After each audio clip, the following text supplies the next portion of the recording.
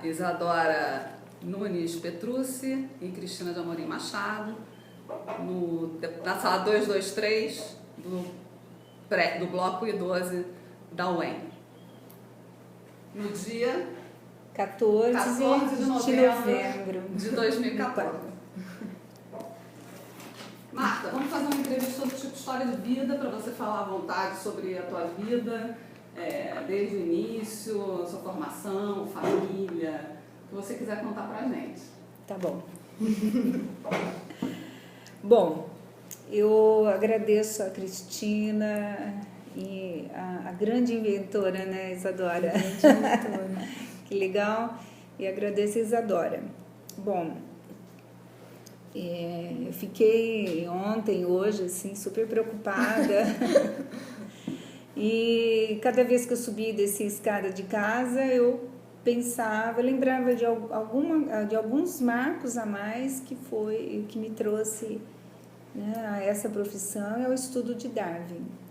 Então, o que eu tenho a dizer é um dos marcos da minha infância que talvez tenha me levado à leitura de Darwin foi que eu fiz o catecismo. Olha, eu sou de uma família italiana, por parte de pai, portuguesa e indígena, Guarani. Minha bisavó, Rosa, era Guarani, por parte de mãe.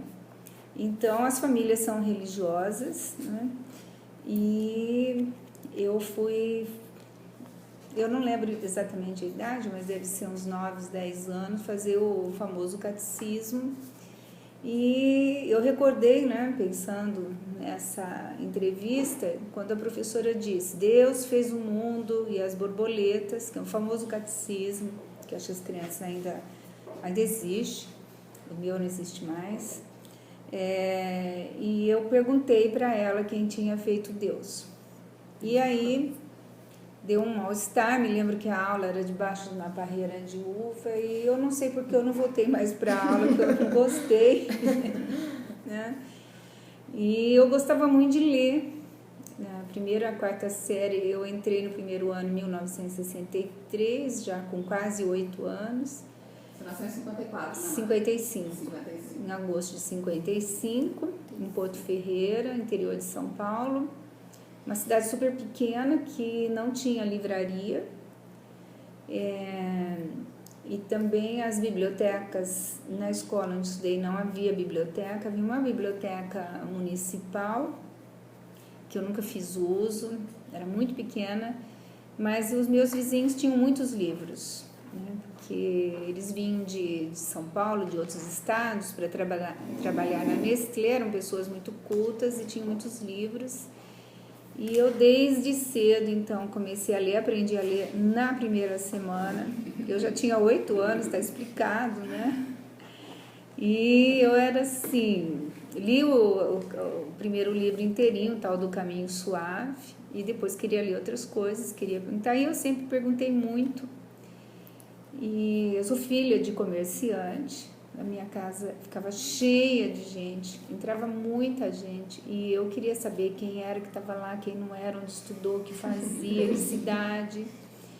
E meu pai ficava um pouco aborrecido, né? Mas eu acho que de cara eu percebi que o mundo era dividido entre pobres e ricos e eu estava no meio não dos pobres, eu estava no meio entre ricos e pobres, o que foi interessante. Que eu pude ver como se constitui, né, a elite de uma cidade, como se constitui a pobreza e como ser classe média é difícil. Bem difícil porque você não é aceito nem de um lado nem do outro. Para os pobres você é muito rica e leva, né, não é aceito. E pelos ricos jamais é aceito. E eu nunca fiz, nesses anos eu nunca fiz assim como se diz, voltar para minha cidade e falar, eu entendo, né? Eu não entendo, não gosto muito de Porto Ferreira, inclusive. Não me adapto à cidade. E acho que lia escondido da minha mãe, porque ela achava que quanto mais lia, mais, né, podia ficar doente, né? Podia ficar louco. E então, em relação a conhecer Darwin, eu ia comprar muitos livros no único lugar que eu podia comprar, que era uma banca de revistas, né? Então, isso é na década, meados de 60, né? 67, 68, 64, 65, eu aprendi inglês, o rudimento do inglês, porque eu gostava muito dos Beatles, eu saía correndo da escola porque queria cantar Hey Jude, e então aprendi esse inglês. E depois eu queria ler, e então eu ia todo dia à tarde, depois da aula, né? Isso em 68, eu descia, ficava perto da igreja, o centro da cidade, e comprava a revista e ficava o dia inteiro conversando com o livreiro, que eu não me recordo mais, mas aí, na época, tinha a revista Realidade, a Veja, que era uma revista importante, não é o que é hoje, né? E uma revista que eu ainda não encontrei, mas eu vou encontrar a referência, porque eu doei parte das Vejas da Realidade para uma pesquisa de Sociologia da Federal de São Carlos, quando eu fiz o mestrado. Eram muitas revistas, eu não sabia onde que eu ia morar, onde que eu ia trabalhar, doei antes que eu perdesse. E nisso acho que eu doei uma dessas revistas cuja capa era um orangotango, né, um macaco, falando então que nós tínhamos vindo do macaco. E eu achei interessante, porque isso estava assim... Na revista Realidade, né? Não era Realidade, era uma revista de ciências que saía na mesma época da Realidade. Eu acho que eu vou encontrar o nome. Fiz uma pesquisa ontem, hoje, eu não achei, mas eu vou me recordar. E quando eu li essa revista, eu achei que eu podia ter uma resposta àquela primeira pergunta que eu tinha feito para a professora de catecismo, de religião. Quem fez Deus? Né? Se Deus fez tudo, ele também, né? Tinha sido feito por alguém. E então eu li aquele texto, e nessa época eu também fazia catecismo, mas era um grupo já de pré-adolescente, adolescente, como eu era, né? Na igreja, com o próprio padre, que se chamava Pavese, um italiano. Muito bravo, por sinal, mas um cara muito culto, um padre muito culto. E eu levei essa revista para ele. E eu disse, então, na aula que eu concordava, na aula de religião, que eu concordava com o que estava escrito, né, que nós e os macacos éramos parentes. E que aquela teoria chamava teoria da evolução, e que era de uma pessoa chamada Darwin. E ele todo mundo ficou quieto, né? E ele deu razão para mim. Não, é verdade, existe essa teoria. E ele confirmou, não, o homem, né, todo o planeta, né, tem um processo de evolução.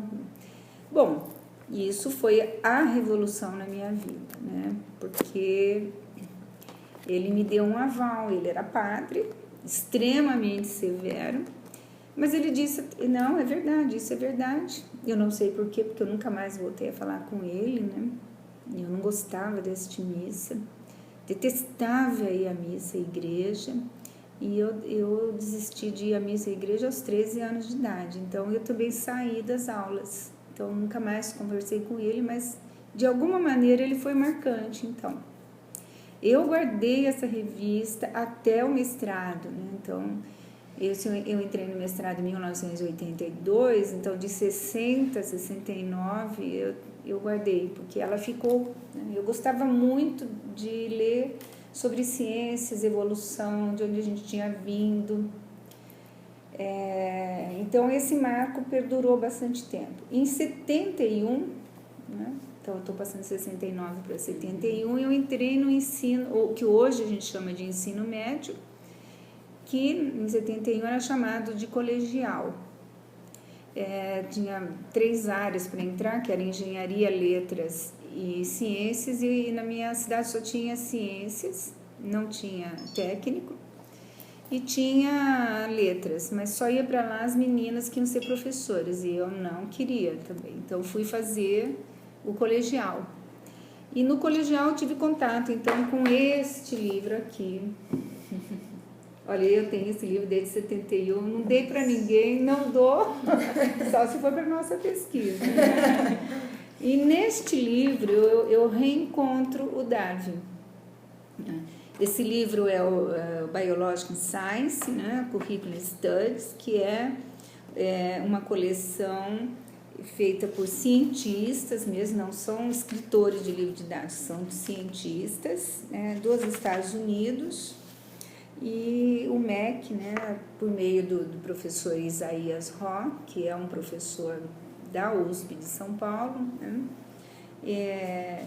e tendo outros professores que também são, né, trabalharam na USP, como a Miriam Krasilchik, né, eles traduziram esta coleção e implantaram no Brasil. Então, é uma coleção que foram cientistas que escreveram, né, que fizeram a transposição das teorias, né, sobre o que é a célula, a teoria da evolução, para os alunos.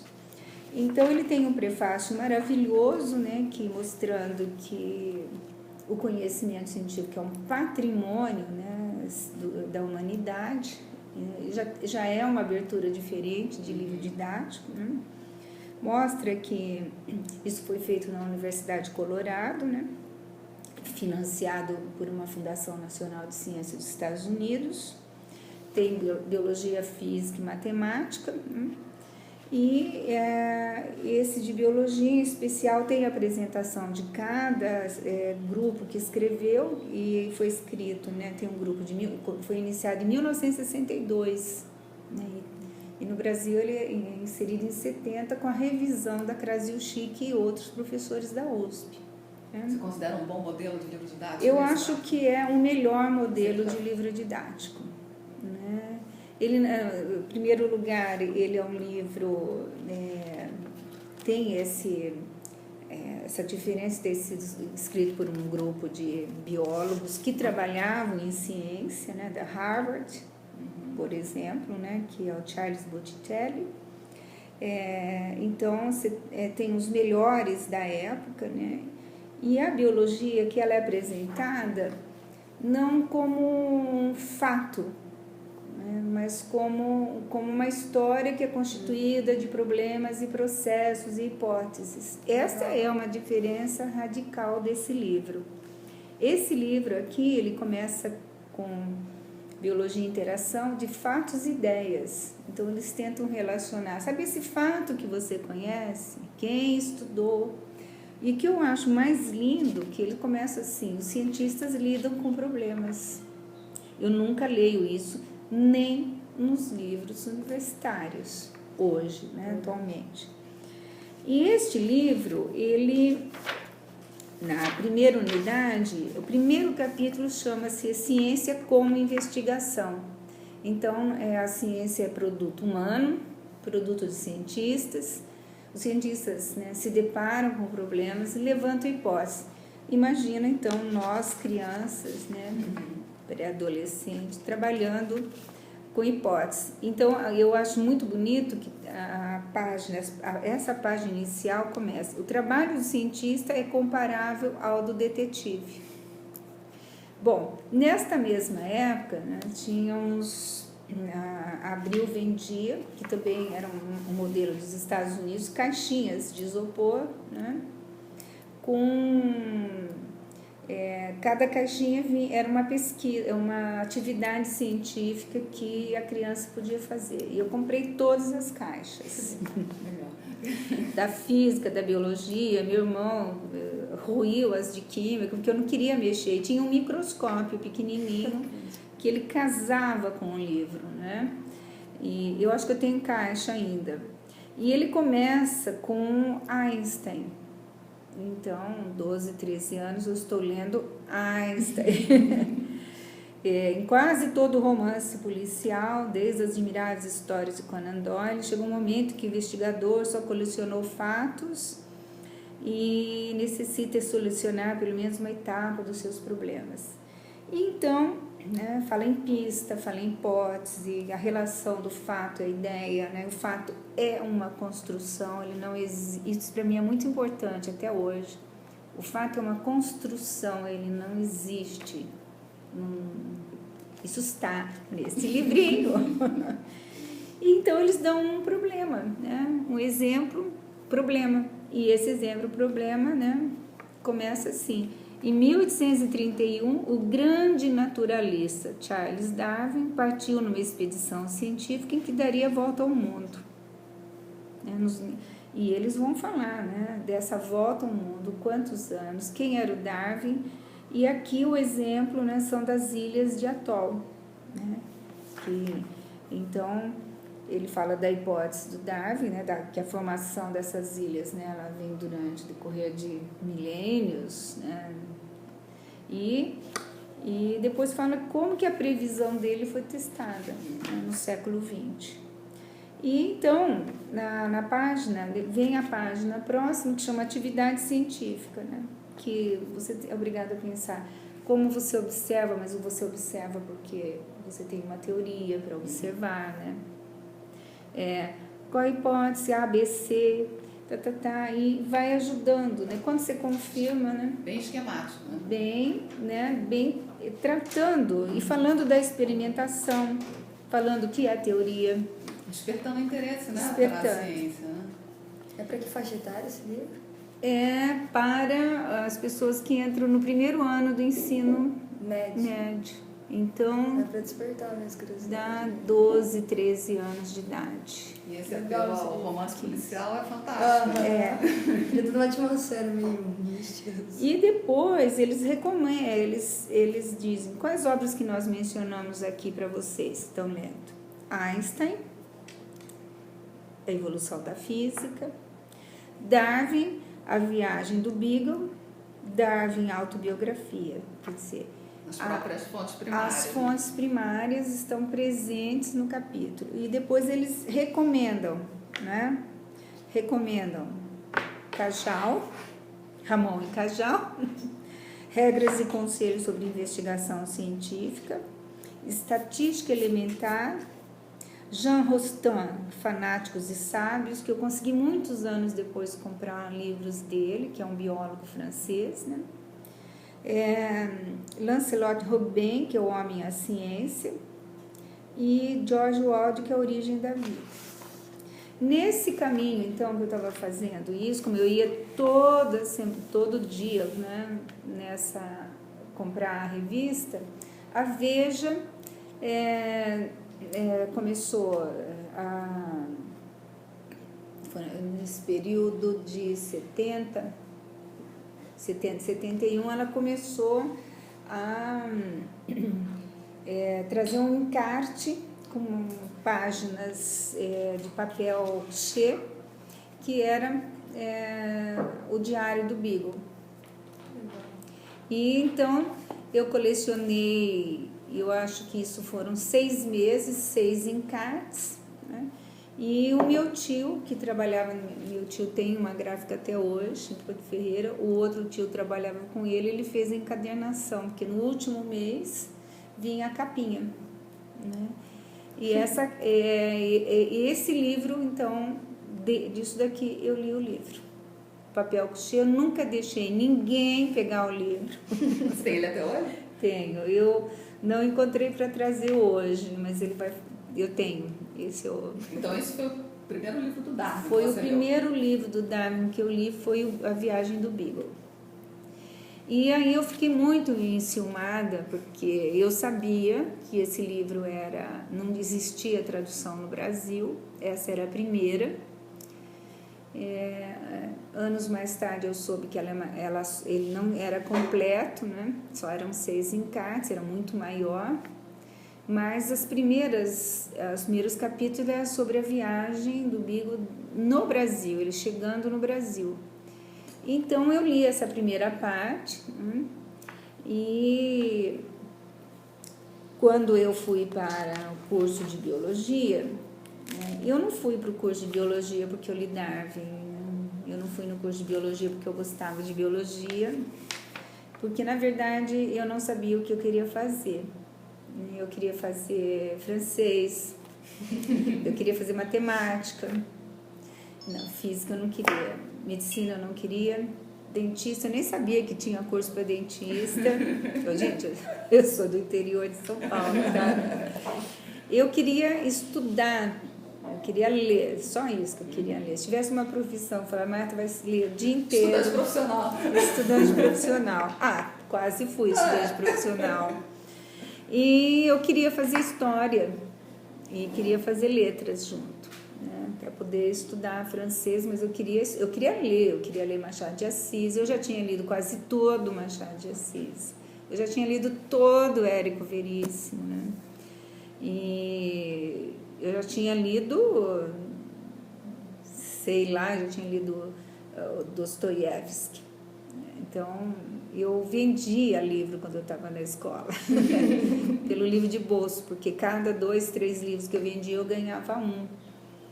E como não tinha livraria, eu vendia por aquele pedido, mandava para São Paulo, eles enviavam, as pessoas me pagavam e eu ganhava o meu. Eu tinha o comercial da família? Então eu fui para biologia, eu sempre falo que eu fui para biologia porque minha bisavó tinha uma horta, a história de bisavó ter horta, e eu ficava muito tempo, eu gostava muito dela, era um ser completamente diferente. Ela falava um italiano com um português e ela ia atrás da minha avó era muito alta e a mãe dela era muito baixinha, e eu ficava olhando as duas conversando na horta. Então, a minha avó pegava as lagartas, que em italiano, no dialeto dela é bigato, e espremia com a mão para tirar, né, para fazer, limpar a rúcula, né? E aí minha bisavó ia atrás e dizia assim para ela, Rosalina, Deus fez todos os bichos, não pode matar as lagartas. E esta conversa, e meu avô tinha uma parreira de uva que ele cuidava mais assim, né, do que um humano. E meu avô ele plantava muito, e ele tinha uma especial dedicação, ele cortava as folhas, fazia enxerto. E isso me chamava muita atenção. Então, quando eu fui para a biologia, eu fui meio assim, que era o lugar que eu podia ir, era Ribeirão Preto ou Rio Claro. São Paulo não, porque começavam os desde 64, né? Segundo meu pai, os comunistas iam tomar, né, Porto Ferreira e o Brasil. Primeiro Porto Ferreira. Aí eu podia ir para São Paulo. Porque o movimento em São Paulo dos partidos era muito intenso. E eu acho que ele tinha razão, porque eu ia entrar como quando eu cheguei em Ribeirão, eu entrei, né? Primeiro ano, de cara eu entrei no movimento estudantil, em 74. Então, quando eu entrei, eu cheguei em Ribeirão Preto, eu lembro da cantina, nosso curso chamava curso de filosofia, ciências e letras, que é antigas faculdades de filosofia, que tinha psicologia, biologia, química. E estava escrito assim na cantina, né? Uma peça de teatro, fala baixo, senão eu grito. E eu me identifiquei. De cara fui para o movimento estudantil, mas eu tive que estudar muito, que é muito difícil, né? Estudar biologia. Acho que eu tinha 8 disciplinas no primeiro, que eram anuais, né? E é um curso muito pesado. Então, a Faculdade de Filosofia, Ciências e Letras de Ribeirão Preto, a USP, né? Na verdade, quando entrei, ela estava dentro do campo da USP, mas era uma faculdade, não era integrada à USP, mas já era considerada a USP. Ela só passou a ser de fato, né? Ela era de fato e não era de direito, né? Ela passou a ser de fato e direito depois, em 1976, quando a elite de Ribeirão Preto resolveu privatizar só a filosofia. E nós fizemos greve, fizemos um movimento na cidade, e aí a USP integrou como direito mesmo, né? Que quando eu entrei, a faculdade só tinha 10 anos, o curso de biologia só tinha 10 anos. Então foi no meio do teu curso, né? Isso, foi em 76. Só um passo antes, então você considera que o seu interesse pela biologia foi por conta da botânica em casa? Da botânica familiar. Então, de fato, as leituras de Darwin na escola com esse livro didático, você acha que isso não tem nenhum tipo de influência? Eu acho que teve sim, eu acho que teve porque assim, eu sempre, para mim, a questão se resume assim, eu gosto muito de ciências, né? Tem um lado materialista que eu gosto muito, que é saber de onde vêm as coisas, que é saber a origem das coisas, né?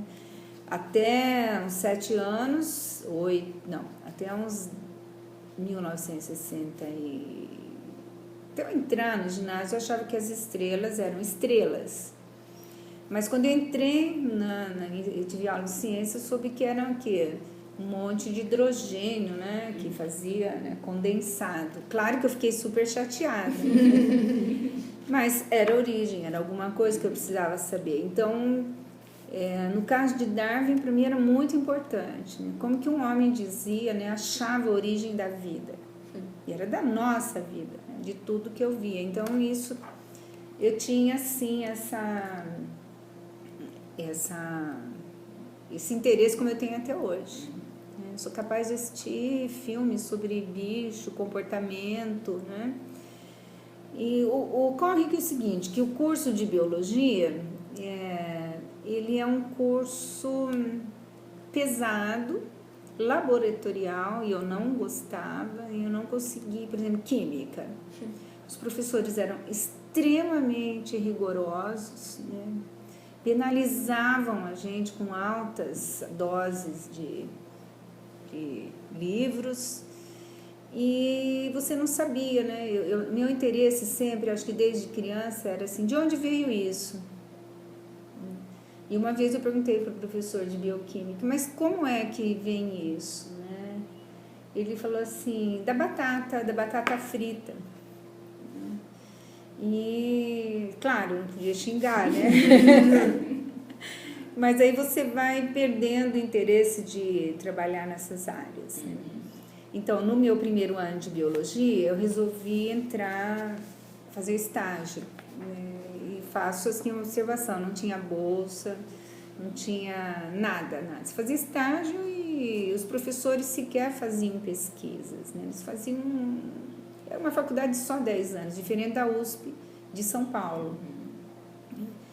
Eu fiz estágio na fisiologia e o professor estudava água de lago, né? Então ele botou a gente uma vez no meio do lago da universidade e eu não sabia o que eu estava fazendo lá, qual que era o problema. Eu sabia que tinha um problema, eu sabia que tinha hipótese, eu tinha lido isso.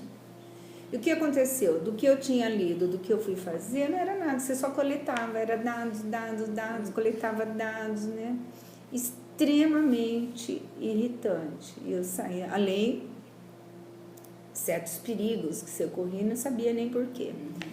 Daí eu fui fazer estágio, depois do primeiro ano, eu fui fazer estágio na histologia. A professora muito boa, né? Mas assim, eu sabia o que era. O problema o flúor, né, produz alguma mudança nas células humanas, mas aí a gente vai estudar rato. Era um momento que no Brasil estava pondo flúor na água. Então a gente cuidava de ratinhas, administrava flúor, né, na dieta das ratas, na água das ratinhas, elas ficavam prenhes. E a gente ia ver se aquele flúor passava pela placenta e provocava o que nas ratas. E então eu fiquei o segundo ano e uma parte do terceiro fazendo isso, mas me causou um problema muito grande, porque eu não gostava de sacrificar bicho. Eu não gosto. E isso me remetia à infância. Meu pai tinha um açougue, ele matava porco e ele matava bicho. E eu não comia, porque eles choravam e eu não comia.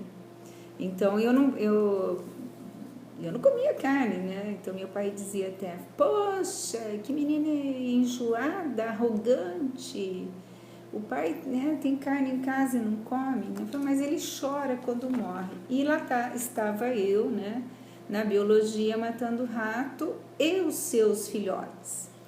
E aí teve um mês que a gente matou tanto rato, que parecia assim, estava todo ensanguentado, e eu resolvi que eu não ia mais fazer aquilo. E saí. E também saí porque, embora minha orientadora me chamava Mari Meire, né? Escrevia-se Mari Contreira, uma pessoa maravilhosa, mas a primeira publicação, né, do nosso trabalho tinha acho que uns 6 nomes que eu não sabia quem eram. Então eu descobri que os trabalhos que nós fazíamos não eram nossos. E eu tenho a dizer que dava muito trabalho isso. Eu ficava... Oi, gente, licença. Legal. Vamos ver, tá?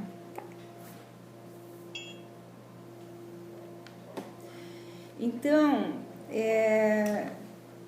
eu deixei a histologia, mas aí eu já estava quase desistindo no 2º ano e já estava muito complicado fazer biologia. Mas eu também não sabia o que eu queria fazer, porque eu militava, eu lia muito literatura, encontrei um amigo que chama-se Silvio, e o apelido dele é Barrinha, ele fez contato comigo ano passado, ele descobriu o meu Cacarecos da Marta, o blog, falou, oi Marta, que bom que você está viva, eu também estou morando em Ribeirão Preto e sou sindicalista. E ele é médico no HU, ele não é professor, ele é médico. E a gente lia, né, Fernando Pessoa, que era o predileto dele, então eu vivi assim, minha fase na biologia, lendo coisas da psicologia, da antropologia e da literatura. E em laboratório eu comecei né, não é para mim, mas tentei então ir para genética. Na genética, como eu lembrei muito ontem, saudosista, eu conheci o professor Stephen Kerr, né, o Varvik Stephen Kerr, a Catarina Takahashi, que foi minha orientadora por uns 2, 3 meses só. E o Lionel, né? Lionel ainda é professor lá, já se aposentou, mas continua. Então, Ribeirão Preto era o maior centro de genética do Brasil. E eles trabalham com apis mellifera. E eu fui para genética e isso foi em 1976, eu estava já no 2º semestre do 3º ano, quando estourou essa greve, estourou o movimento estudantil e eu fizemos passeata, tudo, e alguém jogou um monte de gelo em mim, tomei um balde de chuva nas ruas e fiquei com pneumonia. Eu ia começar meu estágio na genética e tive que voltar para Porto Ferreira, fiquei 15 dias, né, me recuperando. Quando eu voltei, entrei no laboratório, tinha alguém no meu lugar com as minhas coisas e eu queria fazer as coisas, ninguém falava nada, né? Então eu peguei eu lembro desse dia, eu voltei para minha casa no centro de Ribeirão Preto, mas quando eu entrei em casa, eu falei, não, que desaforo. Eu voltei, né? E que Ribeirão Preto, a universidade ficava a 4 quilômetros, né? E não tinha nada nos quartos, né? Era um vazio, né? Cheio de cana. E eu voltei, 9 horas da noite, eu estou lá outra vez, bati na portinha da Catarina e falei, professor, eu preciso falar com a senhora. E sentei na frente dela e falei, olha, eu não quero mais trabalhar aqui, porque aqui é um sistema de competição, né? E eu não sou uma pessoa, eu não me adapto a isso. E olha, eu cheguei aqui, meu material sumiu, ninguém dá bola para mim, né? E aí ela falou para mim assim, você é muito complicada, seus pais são separados? E aí eu não lembro mais o que ela disse, mas ela acabou comigo, né? E eu fiquei com mais raiva ainda. Então, e a genética, eu Falei, não é aqui o meu lugar. Nesse lugar competitivo, nesse lugar cheio de gente arrogante, nesse lugar que as pessoas escondem material, eu não fico. E no início, na primeira semana, foi difícil, porque eu não conseguia fazer a fecundação de uma abelha, uma fêmea. Era para apertar o macho com uma pipeta, tirar, né, o sêmen e fecundar artificialmente a fêmea. Então, quando eu vi aquela fêmea aberta, eu apertei, alguém me falou, faça isso, tal, fiz, não achei o saco espermático. Aí eu peguei 2, aí eu peguei 3, aí eu peguei 4, daí eu comecei a suar, né, assim, de nervoso. Comecei a ficar ansiosa, falei, alguém vai abrir a porta, vai ver um monte, eu já estava com um monte Aí eu comecei a ficar com dó da abelha, né, e deles, que eu estava matando e não estava conseguindo fazer nada. E nisso alguém abriu e fez para mim, né. Depois eu estourei um bujão de gás lá, que não abria, eu dei um chute, e aí eu comecei a achar que eu estava cedo demais mesmo no laboratório, no lugar errado. E quando entrei estava finalizando 76, estava escrito num lugar assim, tem estágio em zoologia. Falei, puxa, eu gosto de inseto, era só de inseto. Fui conversar com a professora, ela era nossa professora no 3º ano, e a Maria Madalena Teles, a melhor especialista em formiga e insetos do Brasil na época. Né? E ela era uma pessoa extremamente exótica, ela era uma pesquisadora de campo, então ela tinha feito o doutorado dela fora do estado de São Paulo com formigas, era a grande pessoa, ela dava as melhores aulas que eu tive, as que eu mais lembro são as aulas dela, né? Ela classificava os bichos sem abrir o manual e eu falava, não, essa mulher... E ela é extremamente severa também, né? Mas não era uma pessoa chula. E tinha uma coisa legal, né? Ela gostava de música. Ela lia. Eu falei, puxa, deve ser legal pro laboratório dela. E ela era muito bonita, né? Parecia assim, cabelo preto, tal, aquele saltão. Eu falei, nossa, essa mulher é muito exótica. Fui para lá e ela só tinha orientando as mulheres. E já achei interessante, porque ela não aceitava orientando o homem. Porque ela era casada e a questão dela é o seguinte, eu preciso formar mulheres, né? O mundo é dos homens, então eu só aceito mulher.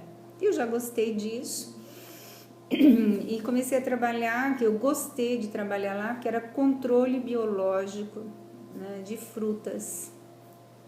Ou seja, não vamos usar inseticida, foi a primeira pessoa que eu encontrei na biologia que já tinha um aspecto assim, olha, não vamos usar inseticida, a gente precisa de um outro mundo, não é possível um outro mundo. Ela deixava a gente ouvir Janis Joplin, né? A Marta, minha amiga Marta Saia, me disse o ano passado que eu falei, Marta, vamos lá, porque lá é diferente, né?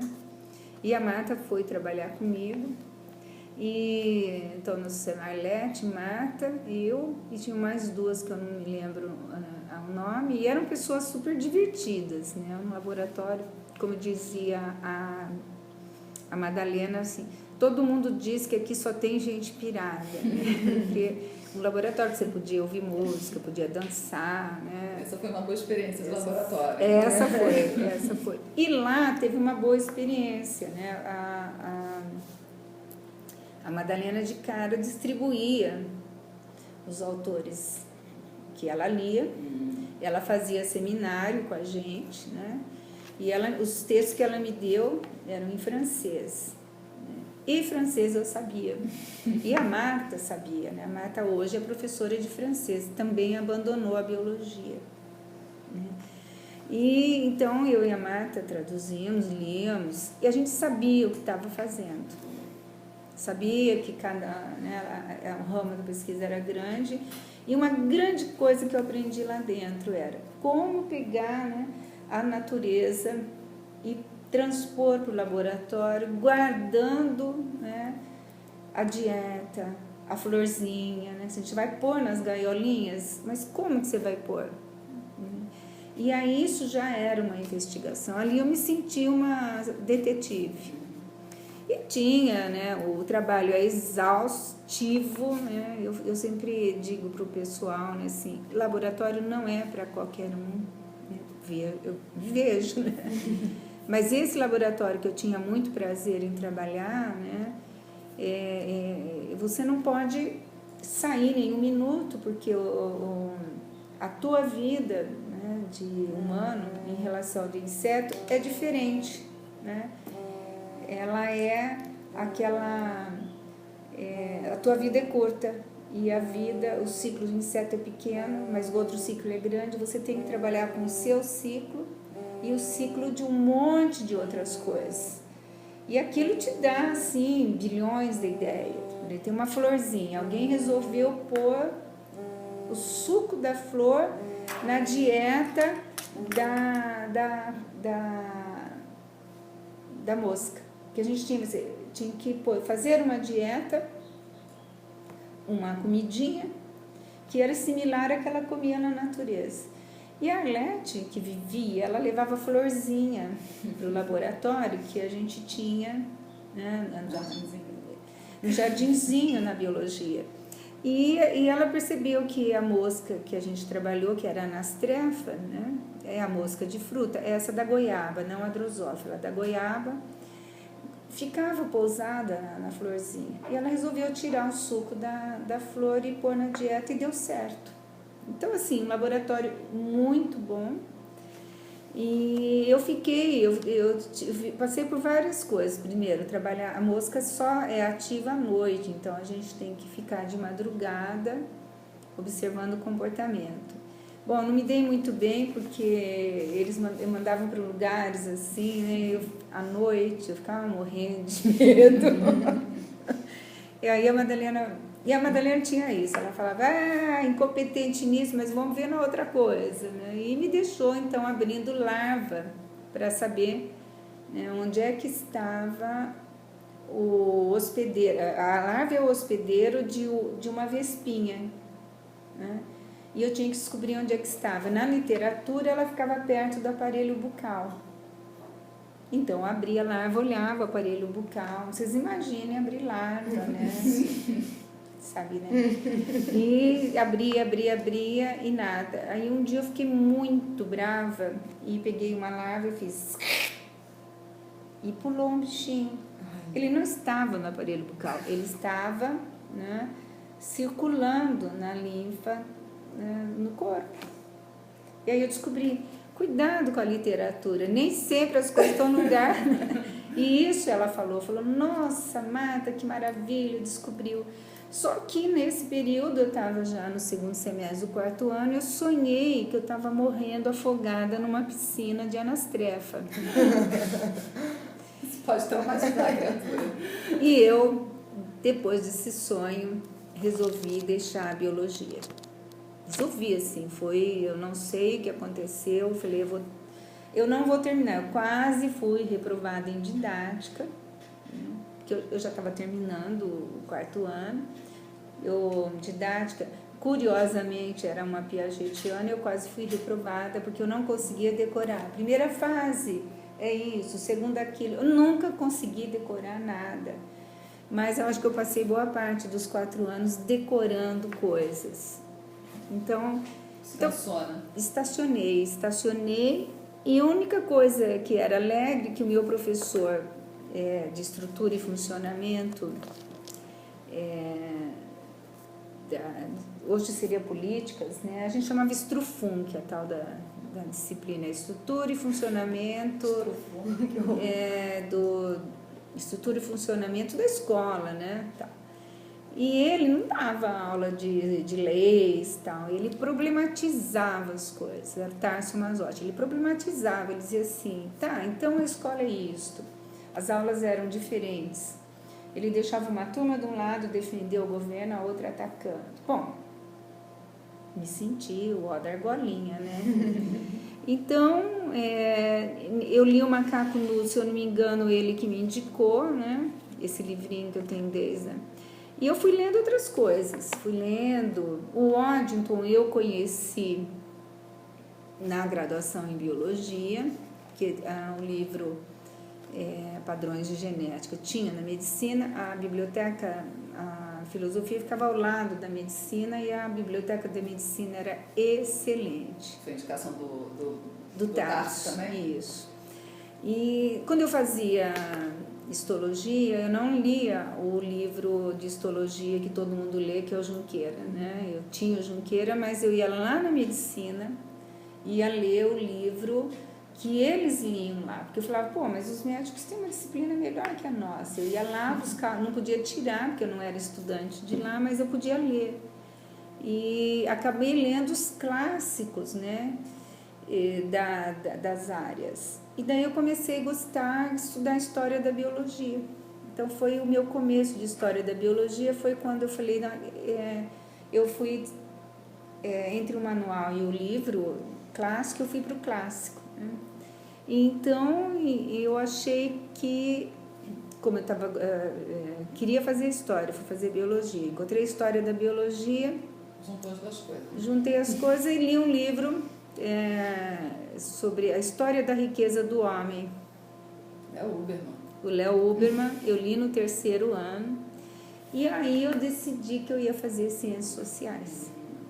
Então eu me formei, né? Eu li tudo que vocês imaginaram, li Reich, eu li os clássicos de biologia. Junqueira para mim era figurinha, assim, fácil, né?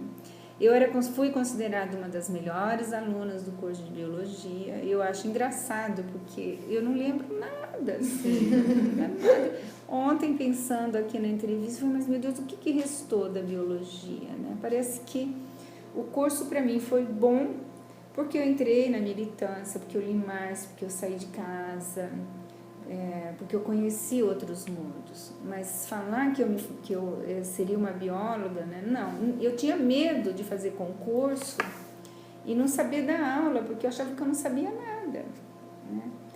Mas aí eu fui fazer ciências sociais, passei na Unicamp. O primeiro ano eu fiz na Unicamp, mas eu dava aula em São Paulo de biologia. No 2º semestre comecei a dar aula, né? Isso foi em 78. 78.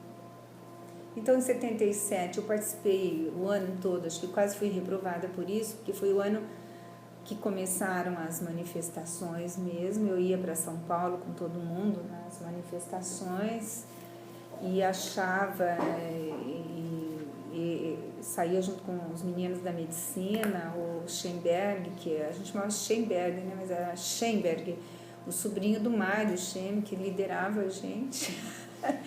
Ele era da Libilu, da Liberdade e Luta, que era um partido trotskista, e eu conheci o PC, o PCdoB, o MR8, os trotskistas, e eu entrei, eu nem sabia quem era quem, mas eu entrei um pouco nessa vida e conheci as mulheres, li muito, comecei a conhecer e saber das mulheres que tinham sido torturadas, né? E aí minha vida mudou, eu falei, não é a minha área, eu vou dar aula que eu preciso sobreviver, mas eu vou para a sociologia. E fiz um ano lá, e depois tentei transferir para a USP, não tive que fazer outro vestibular e começar tudo de novo, né? Então comecei, o que era 2º ano, eu fiz metade primeiro, metade segundo, mas eu achei a sociologia na USP muito chato, muito elitista, porque eu dava... São Paulo, né? São Paulo. São Paulo. E, na verdade, em 78, eu estava mais em São Paulo do que na Unicamp, né? Porque eu trabalhava em São Paulo e assistia aula, né? Nós tivemos uma greve grande em 78, a primeira grande greve dos professores, e aí eu fiquei quase 2 meses sem ir à aula na Unicamp. E meu professor de História disse, Marta, vai fazer um mestrado, né? Porque você não precisa fazer outro curso. Mas aí eu não gostei de Ciências Sociais na USP, eu fui aluna da Ruth Cardoso, eu fui aluna de um professor amigo do Florestan Fernandes, eu tive a honra, né, de ter sido aluna deles. Mas eu trabalhava à noite, tinha que ir durante o dia os alunos, é a elite de São Paulo que faz sociologia e que depois dá aula lá, né? E à noite é mais gostoso, porque você encontra outro povo, né? E daí eu também saí, em 78 eu saí da ciência social, não dava mesmo, né? Trabalhei em vários lugares, aí eu fui trabalhar... até de 80 a 81 eu fui trabalhar numa escola piagetiana, né? Aí eu sou assim, quando eu vou trabalhar num lugar, eu vou ler as coisas. Eu tinha quase sido reprovada na disciplina sobre Piaget. Aí eu comprei os livros de Piaget na escola, a escola tinha seminário, fui ler Piaget. E Piaget era biólogo, né? Eu falei, eu nem lembrava disso. Essa escola, ela chamava Via Láctea, e era ligada a uma outra escolinha de crianças que era Poço do Visconde. Eu estou dizendo isso porque o Poço do Visconde era uma escola que foi constituída por ex-presas políticas. Elas tinham saído da tortura e da prisão e ninguém dava emprego para elas. Então elas fundaram o Poço do Visconde. Eu não sabia disso, mas... eu tinha uma intuição, porque o filho de uma chamava Ludmila. Ludmila era o nome da primeira mulher do Lenin. O outro, né, Leon, que era o Leon Trotsky. Eu falei, nossa, aqui todo mundo é alternativo. E a gente tinha pai solteiro, né, e que para mim foi ótimo. E daí, mas aí eu saí, em 81 eu saí de São Paulo, né, e eu não estava sem aula, sem nada, assim. Sem nada, eu tive um problema de depressão muito grande. E eu voltei para o interior, em 81 fui dar aula no interior, de biologia. Mas antes disso, eu esqueci de dizer que em 78, quando eu comecei a dar aula de biologia em São Paulo, estudava na Unicamp, eu levei este livro aqui para começar com esse, né? E comecei com Darwin e levei o Viagem do Darwin, porque acho que eu era uma professora que estava fora do esquema, eu não sabia que tinha livro didático. Realmente, acho que eu não prestava atenção nisso. Eu peguei tudo que eu tinha na universidade e preparei a aula para eles. Então, o que eu tinha de geologia, antropologia, eu levava. E... quando deu essa primeira grande greve, eu entrei na greve, e quando eu voltei eu estava demitida, né? Eles mudaram meu horário, eu não conseguia dar aula, e eu pulei o muro, cheguei lá, o portão estava fechado, pulei o muro, os alunos aplaudiram, e claro, eu tinha acabado de sair da universidade, eu me achei assim, né? Olha que legal, esses meninos gostam de mim, eu gosto deles, eu tinha um cabelo tudo crespo, saia.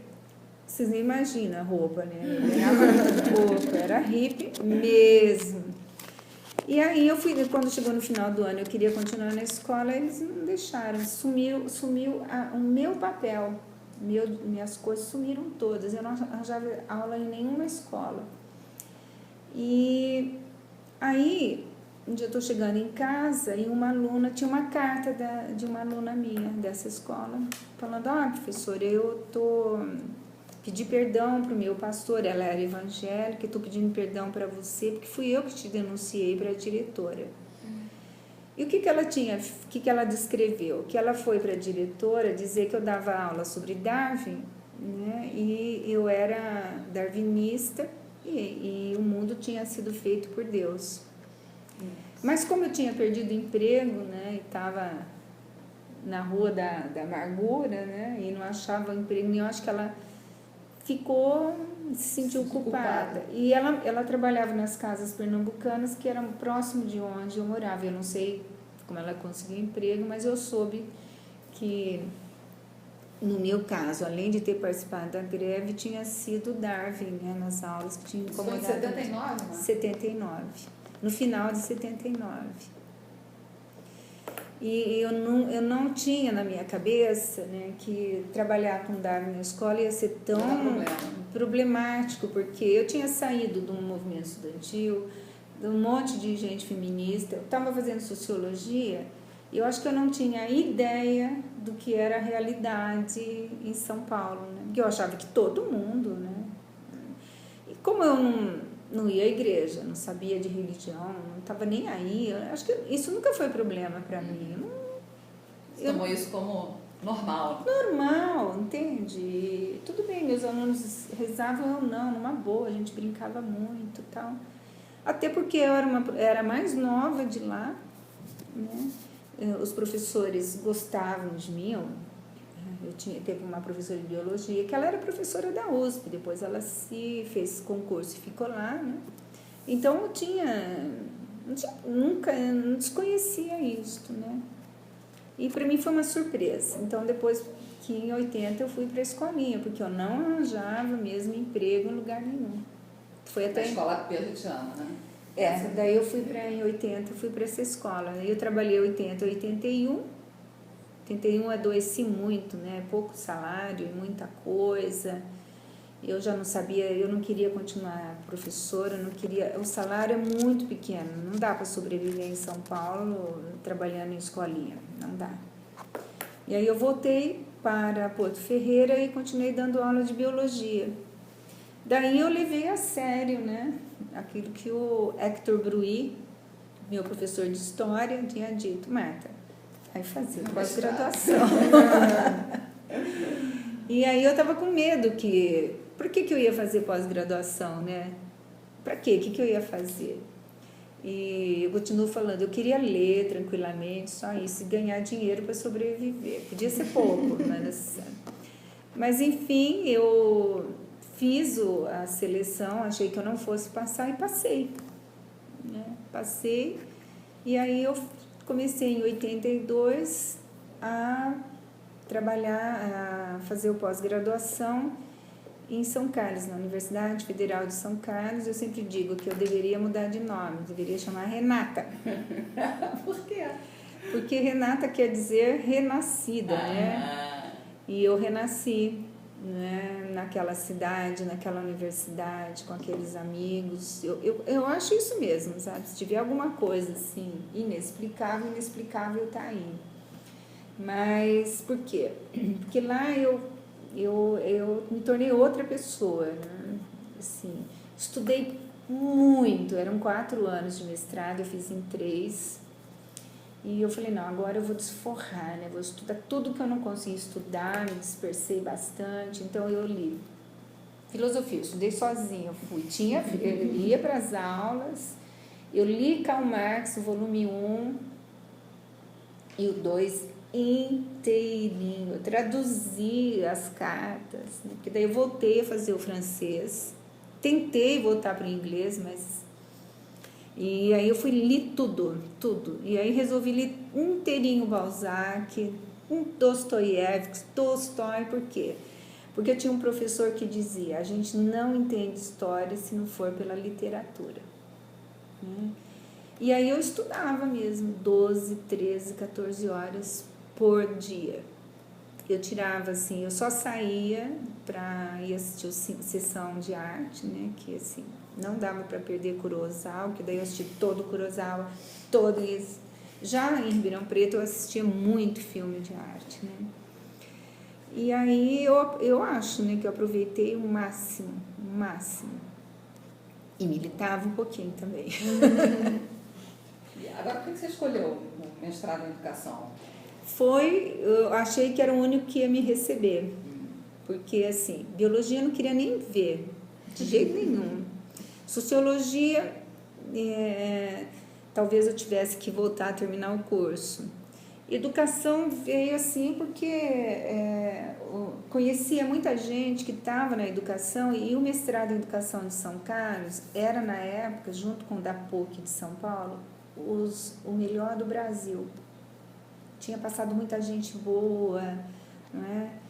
E ele era um mestrado que tinha uma vocação marxista, né? Eu não ia lá falar de ensinar crianças que não aprendem a aprender, porque eu sempre tive desconfiança de alguns temas, né?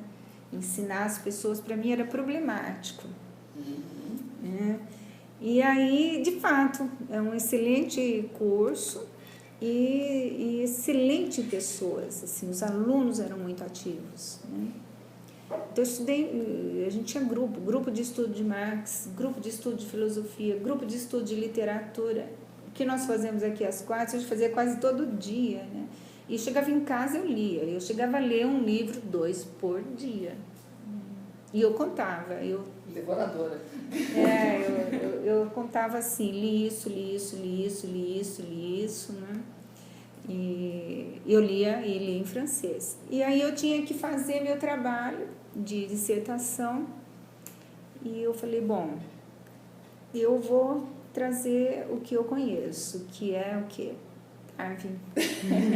Eu fugiu da biologia, mas não muito, né? Não, aí eu acho que pela primeira vez na vida, que eu acho que eu já tinha um estofo intelectual, né? Também tem uma coisa da persistência, assim, né? Porque eu tenho que entender as coisas, não adianta me explicar. Eu explico, né? Eu fico assim, mas a pessoa sabe, fala, ai, que delícia, mas depois eu falo, eu preciso ler, né?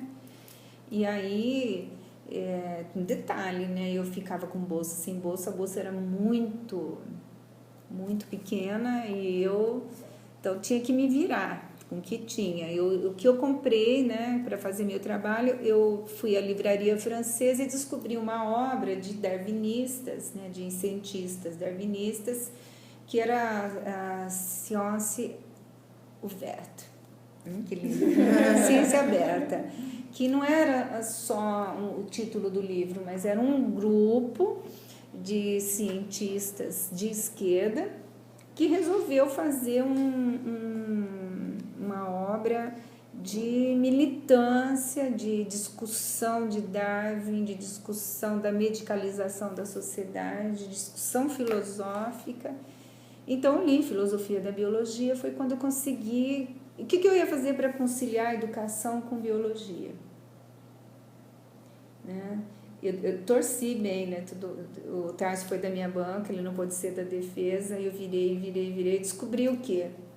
Que muitas teorias da educação, né, trouxeram Darwin, leram Darwin, né, se apropriaram, tudo bem, é isso mesmo, mas ao fazer isso, constituíram uma ciência medicalizada, racista, tal. Essa ideia foi de ler os franceses, né? Porque os franceses, que é mais ou menos o que a gente está lendo aí, né? A recepção de Darwin no Brasil.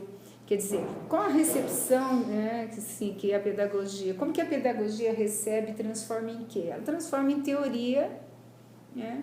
Do condicionamento, né? Teorias, né? Então, e vai e volta, foi que eu fiz o trabalho, não foi fácil, porque eu fiz sozinha, que chama-se a face naturalista da pedagogia. O que eu chamei de face naturalista? Essa apropriação do Darwin, né, da biologia, via Darwin, para fazer uma teoria de ensino, mas uma teoria de ensino de quê? Que ela era mais spenceriana do que qualquer outra coisa. Então, por quê? Daí eu fui ler Spencer, né? Fui descobrindo. Como eu descobri isso? Eu não descobri no Darwin, claro que não. Eu fui descobrir lendo os franceses.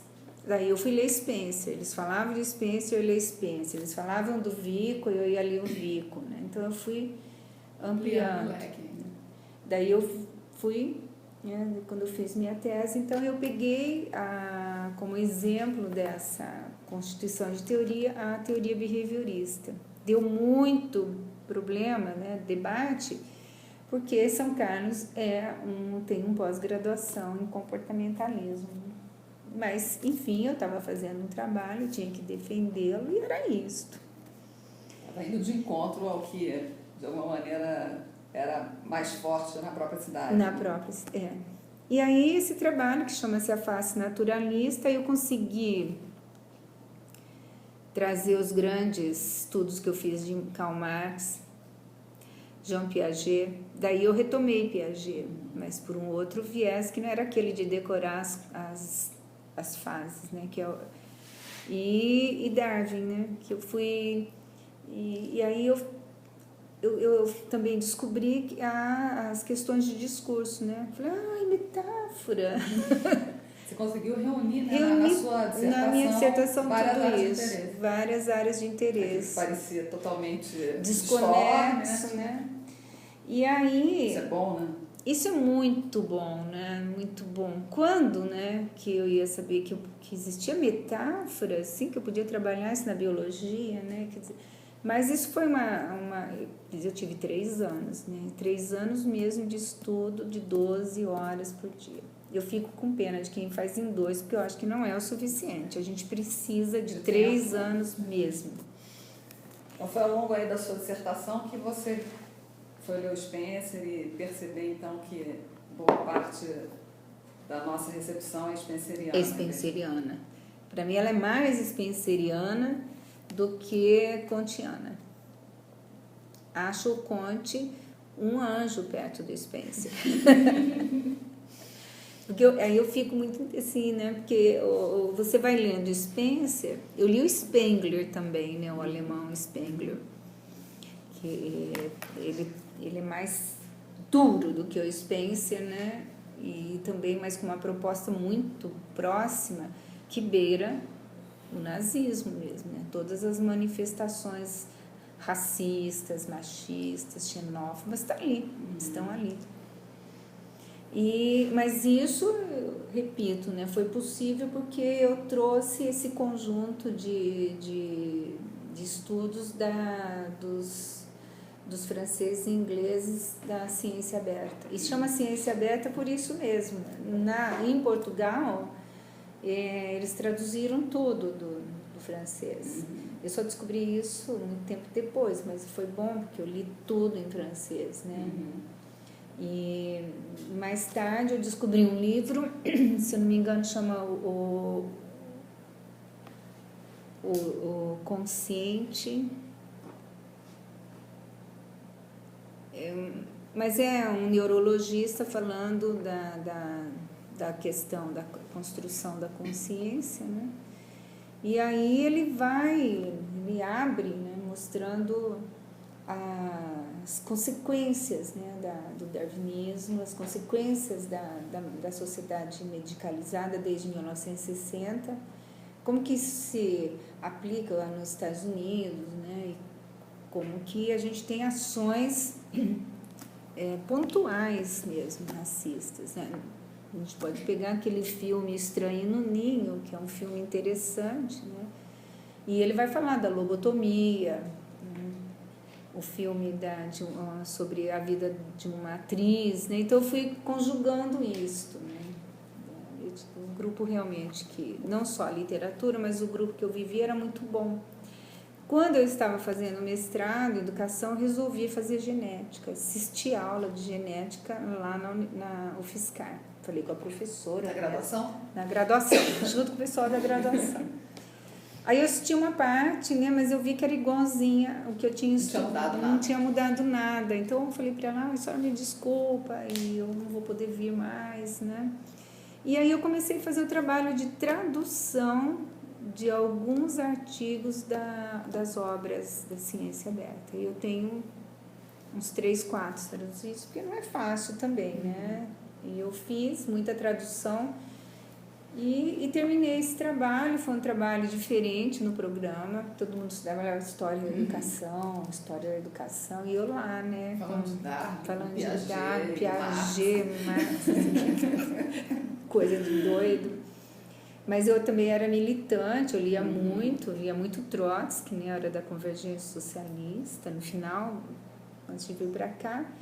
E com isso eu acabei vindo para cá, porque onde eu ia fazer concurso, eu me inscrevi 17 vezes, não em 17 lugares, 17 vezes na Unesp.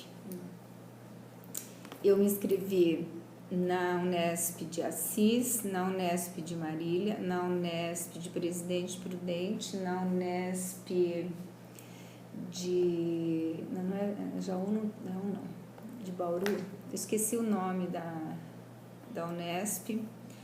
Eu me inscrevi na própria federal, eles estavam precisando de um professor de metodologia, mas quando souberam que eu ia fazer o concurso, eles suspenderam o concurso, porque eu politicamente não era a pessoa para ficar lá. Eu me inscrevi, eu me inscrevi na USP, eu me inscrevi em tudo que tinha de universidade pública, né? Quando você terminou o mestrado, ainda no meio? No meio, do assim, processo.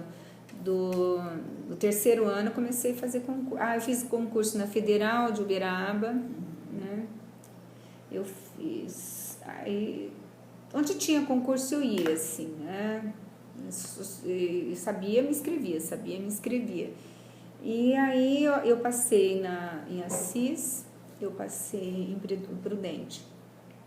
Naquela época, assim, eu levava 2, 3 anos para chamar, hoje também, né? E eu vim para cá porque a Zélia, que era da área de metodologia, falou para mim, Marta, lá você vai passar. Porque, assim, eu fui fazer concurso em Presidente Prudente e era para biologia, para dar aula de didática, as aulas, né? Eram várias disciplinas. Aí elas olharam bem o meu currículo, a minha prova, eu passei, né? Fiquei em segundo lugar, só tinha 2 candidatos. Bons tempos. Bons tempos. Mas elas falaram assim para mim, apesar de você ser bióloga, você tem uma marca de pessoas da filosofia, sociologia. Tá, e por isso eu não vou ficar em primeiro lugar. Porque é a entrevista que determinava. Aí eu fiz em Assis, eles falaram assim, apesar de você ter uma boa discussão na área de educação, psicologia, você é bióloga. Então, eu comecei a entrar em crise, né? Pior que a crise também era financeira, né? Eu já estava saindo, ia perder a bolsa. Bom, ia dar aula, eu gosto de dar aula, mas o problema é o salário, né? E aí, então, quando eu vim aqui também, eu me inscrevi para fazer o concurso e eu ia defender a minha tese em dezembro. Eu defendi dia 18 de dezembro de 1985. E o concurso, né, ia ser feito, a homologação ia ser feita dia 15 de dezembro, para depois fazer o concurso. E o que aconteceu? Por 3 dias eles não homologaram, nem aceitaram que eu entregasse o diploma depois. Então, eu entrei com recurso e o concurso foi suspenso. Nem fui eu que entrei. A Zélia falou, não, vamos entrar. Eu falei, não, vamos, entrou, suspendeu o concurso. E aí eu entrei como professora colaboradora, porque daí eu já tinha um mestrado. Porque era assim, em algum lugar você tinha que ter educação, e eu tinha no mestrado, então eu vim. Mas quando eu cheguei aqui, né, uma bióloga, então eu passei... Já no DFE? Já, era DED, era antigo DED. Isso em 85, então? 86. 86. Cheguei aqui no então, DED... Então você não está fazendo 30 anos de... 30 anos. Ano que vem. Ano que vem. Aí, o que acontece? Eu cheguei aqui, eu senti uma certa resistência, né? Porque eu cheguei com mestrado e ninguém tinha mestrado. E eu era militante. E as pessoas discutiam Marx, eu também discutia. E as pessoas, eu ia para a greve, eu ia para a assembleia, e eu já estava publicando, né? Então, era assim, um ser que eles tinham tudo para recusar, mas não podiam. Então, uma professora falou para mim, você está aqui, mas você está aqui, está tudo limpo. Eu sou pioneira, eu matei onça e não sei o que lá. Puta, falar isso pra mim. Eu não gosto de matar formiga. Aí eu virei pra ela, falei pra ela, bom, ainda bem que a senhora fez isso, né? Porque eu não faço isso. Então, começou assim, porque a pessoa falava, eu devolvia, eu não fiz, eu não era muito, eu estava agradecida por ter conseguido emprego, feliz. Mas assim, eu falei, eu vou retribuir essa generosidade da universidade com trabalho. Quero ser uma professora, eu peguei milhões de coisas para fazer. mas não venha me falar nessas outras coisas, porque eu vou bater.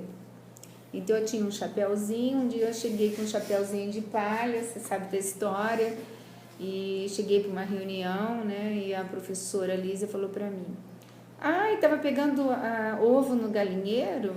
Nossa, por causa do meu chapéu, que era um ovinho mesmo, e tinha umas florzinhas, né? E eu era bem sofisticada. Eu virei para ela e falei assim, eu estou pegando ovo, mas do seu galinheiro. Ixi, então... Mas a primeira grande briga com ela foi por causa de Piaget e Darwin, né? Que pediram para eu apresentar meu trabalho quando eu estava chegando aqui. E eu apresentei, né? Na casa da professora Zélia, todo mundo do departamento, eu apresentei. E falando de Darwin, de Piaget, tá? Quando eu terminei de falar em Marx, né? Ela falou assim para mim, se desculpe a minha ignorância, mas o teu trabalho é uma porcaria. Porque Piaget é um liberal, é um positivista. E tal, né? E eu deixei ela falar. Deixei falar, falou. Quando ela terminou, depois de 1 hora, todo mundo foi saindo de fininho, né? Porque diz que ela fazia assim com todo mundo, porque assim, matava e depois se obedecia, né? E eu virei para ela e falei assim, professora, eu vou começar desculpando a sua ignorância. E a gente ficou 20 anos sem falar. Caramba. Depois ela fazia isso comigo, né? Enfim, eu descobri muito tempo depois que ela fez um texto sobre Darwin e o naturalismo. Ela tem um texto igual à minha dissertação. Isso porque achou uma porcaria. Isso porque achou uma porcaria. E daí eu conversava, fui procurar um pessoal da biologia, né, quando eu cheguei, e encontrei pessoas maravilhosas, a Carolina, que não está mais aqui, a professora Esperandil, Maria Lúcia, não é Maria Lúcia Esperandil, é Esperandil. Ela era coordenadora do programa, me apresentei e falei, olha, eu queria trabalhar com vocês. Né? Dá para trabalhar? E, nossa, olha alguém que é da educação. E elas me abraçaram, me acolheram, Logo que você chegou? Logo que eu cheguei. Apesar de elas serem pessoas que já com uma visão de direita, de mundo, né, eu sempre consegui equilibrar isso, né, porque eu queria trabalhar. Então, daí eu comecei a trabalhar e uma coisa, como era da metodologia, estava todo mundo fazendo dissertação, eu não conseguia terminar. Então, eu ajudei a Maria Lúcia Esperandil a terminar, eu ajudei a Dalva a terminar, montamos um programa que era ajudar as pessoas a terminar o projeto. Né? Sentava, as pessoas escreviam e falavam, não tá bom assim, vou escrever tudo outra vez. Né? E um monte de gente passou ali. Nossa, e aí mesmo eu sendo, né, da convergência socialista, trotskista, que queria greve, que queria enforcar um reitor, elas gostavam de mim, né, porque eu separava muito bem isso. Em 89 eu saí para fazer o doutorado, voltei em 93. E daí quando eu voltei, antes de eu voltar, em 92, eu encontrei a Mara Esperandil. Você não conheceu, não, né? Conheci, que é uma figura querida. Isso, ela é da botânica. A Mara veio falar comigo. Falou, mas vocês não querem dar uma disciplina na biologia? Eu falei, eu quero, claro que eu quero, né? E eu falei, só que eu tô chegando ainda, né? Era metade de 92. Aí eu falei com a Bia, que era coordenadora da área de metodologia. Eu falei, Bia, eu faço o programa e indico e você leva e eu chego e levo. Né? E foi assim, passou aqui no departamento, eles não queriam passar o programa, porque era para biologia. E resistiram, foi uma dificuldade, porque tinha Darwin, que tinha biologia, né? Mas passou, e em 93, quando eu voltei, eu peguei a disciplina, que é esta, né? Na época eu pus darwinistas, né? Aquilo ficou desse tamanho, aí o departamento fez eu cortar. Mas eu nunca liguei, eu ponho... tá bom, vocês querem que eu corte? Eu corto. Chego lá, eu dou mesmo a literatura que eu quero. soube de... Viva a liberdade, né? Viva a liberdade. Os professores em sala de aula. E aí, eu comecei, mas aí era a história da biologia e metodologia que elas queriam, né? Tinha que salvaguardar, juntar. E até hoje é assim, né? Então, eu comecei trabalhando Darwin, mais a origem do homem, porque eu sempre achei a origem das espécies extremamente difícil. Mesmo tendo estudado a origem das espécies, a origem do homem no mestrado, eu estou vendo agora na nossa leitura aqui, né, coisas que eu não tinha pensado mesmo. E daí eu introduzi o Gould, que é um darwinista, né, e eu tenho assim, fico muito feliz quando os alunos que estão fazendo mestrado em outros lugares chegam para mim, e é comum, me encontram, né, no Face ou na rua, e falam: professora, eu fui para o mestrado e li todo o Gould. Obrigado por ter levado o Gould. Ele é um darwinista importantíssimo, né? Leram o Franz Delval, né? Então, quando eu não consigo trabalhar o Darwin, até que saiu, então, a expressão das emoções, que eu acho o livro mais fácil do Darwin, além das minhocas, tudo, mas é que esse livro, para mim, é muito caro, eu acho muito lindo, muito bonito, né? E ele tem essa coisa, né, de ser uma coisa interdisciplinar, de ser um pensamento, né? Ele fala da emoção, fala da afetividade, da raiva, e isso no processo de evolução. E eu não larguei mais esse livro, preciso ler. Agora eu te pergunto, e com relação ao seu entorno, né? Quer dizer, você leva o Darwin, né, para os seus alunos desde sempre, né? Você considera importante, mas você acha que os outros professores fazem a mesma coisa? Como é que funciona isso? Eu acho que não, assim. Eu vejo o seguinte, o que eu acho que eu teria que estudar Darwin é a genética, né, trazer uma genética. Nós vimos ontem naquele texto, né, que o Dobzhansky, o projeto dele é pensar a genética pela evolução. A genética teve uma fase até 1990 que era a genética mendeliana, e hoje não é mais assim. Mas a ecologia está tendo que pensar Darwin, né? Mas eles não leem Darwin, eles deixam para outros ler. Se alguém lê, a Marta lê lá com os alunos, porque isso é da história. Darwin virou história. Então. Ele virou história. Então, ele não é lido como um pensamento original ainda, fantástico, né? Eu tenho uma aluna que eu não sei se fui eu que exagerei agora, da prova atual, que eu vou guardar essa prova, que ela disse assim: Darwin é o santo padroeiro da biologia. Eu falei: mas gente, eu falei que ele era santo. E aí, mas você falou que ele era fundador. Eu falei: não, eu não falei de fundador, não falo isso. Eu digo que a teoria dele teve traz outras questões, mas e racha a biologia. Mas padroeiro, né? Tudo que ele ia virar. Então, eu acho, respondendo, para finalizar, eu acho que o pessoal pensa Darwin como uma história do século XIX e não como uma teoria fundadora da biologia, sim, nesse sentido da evolução, e que ainda traz novidade, né? Hoje, por exemplo, muitos biólogos mais novos resgatando Lamarck, resgatando Darwin e Lamarck, que é a genética do Waddington e de outros geneticistas, né? Então, por exemplo, o Dobzhansky tem uma frase que eu sempre cito na sala de aula: nada faz sentido a biologia senão à luz da evolução. Então, eu tenho que repetir isso, repetir, né? Gente, um bicho, um gene, né? Mas é difícil. Falta falar sobre esse assunto, né? Em sala de aula, desde o ensino médio, né? E na própria graduação em biologia. Há uma falta, né, de discussão sobre esse assunto. Eu passei 2005, 2006 e 2007 fazendo análise de livro, até 2008 fazendo análise do livro didático de Biologia e Ciências. e são uma droga. Eles são a expressão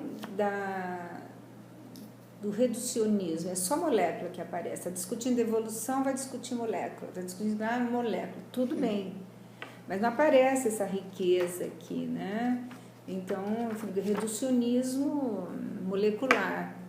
Agora, eu tenho que voltar a discutir isso, porque eu soube no meu texto de 2006, que é um texto que eu gosto muito mesmo, porque eu fiz eles completamente assim, vou fazer isto, sentei e fiz sem, né?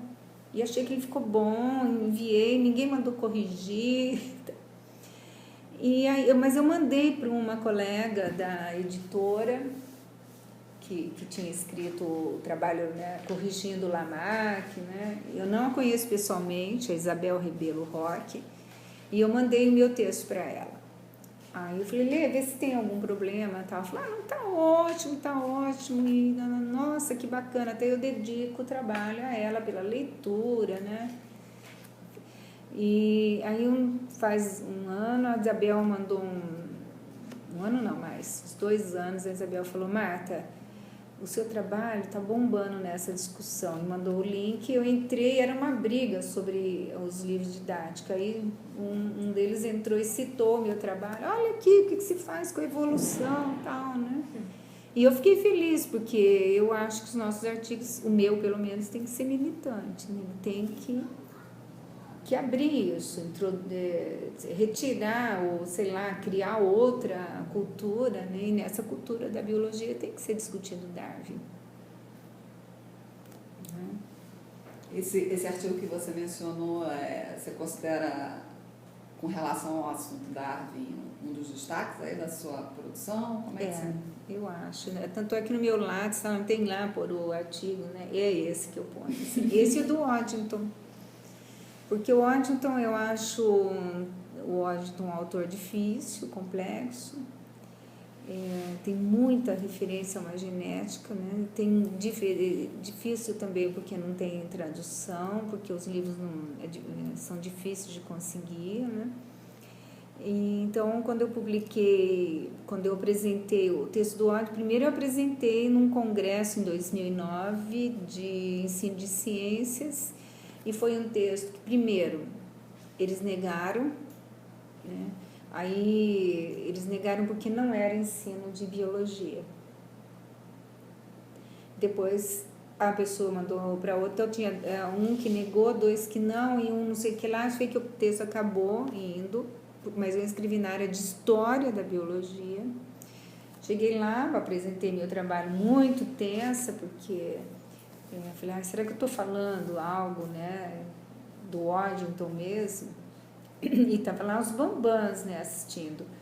A estudiosa do Lamarck, e os estudiosos de Darwin, né? E de alguma maneira eu me referi a eles, está um pouco aqui nesse texto. E aí eu acabei de falar, primeira pergunta, você acha que o seu trabalho é de ensino de ciências? E eu falei, esse foi que deu parecer. Eu falei assim, você acha que não? Acho que foi você que deu parecer, né? E daí eu falei, agora vamos pro... Eu falei, e você acha que não é? Porque no parecer meu teve alguém que disse o que você está dizendo. E por que não é? Eu falei, quando você abre o livro didático, você para na genética mendeliana. Do Waddington para a genética mendeliana, né? Tem 1,5 século. Do Mendel para o Waddington, 1,5 século. E por que Mendel aparece e este grande geneticista não aparece? Só por aí o meu trabalho é válido. Além do que isso é a história da ciência. Ele falou, mas é uma história recente. Eu falei, bom, meu filho,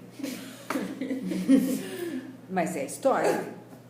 Se historiador, na história tem esse debate, eu disse para ele, né? No debate...